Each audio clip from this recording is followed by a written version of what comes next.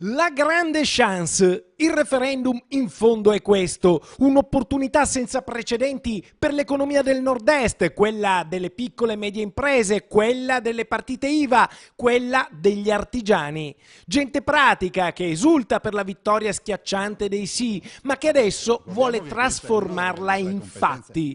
E se il presidente veneto Luca Zaia è pronto a chiedere tutte e 23 le competenze, ma anche il riconoscimento costituzionale come regione a statuto speciale, gli artigiani frenano.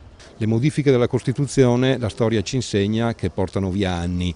Non vorrei che per andare poi magari a fossilizzarci sulla regione a statuto speciale, che per l'amor di Dio tutti vorrebbero, ma che per proprio la lungaggine burocratica che ciò comporta non andiamo a perdere quella che invece dovrebbe essere una velocità di risposta anche da parte del governo e dare alibi al governo poi per non darci risposte su quelle cose che dovremmo avere fin da subito, già dai prossimi mesi. Questa è la preoccupazione che abbiamo. Ed è proprio per questa preoccupazione che Confartigianato Veneto, da Vicenza, lancia un suggerimento a Luca Zaia. Quello di dividere le due cose, portare a casa subito quello che è portabile a casa in tempi brevi e in tempi veloci e magari iniziare la strada per la riforma della Costituzione. E questo invito forse telepaticamente raggiunge in tempo reale Luca Zaia, visto che a Venezia, rispondendo ad altre domande, finisce con rassicurare proprio gli artigiani che gli chiedono di separare la partita dello statuto speciale. Lo statuto speciale non c'entra nulla con la trattativa.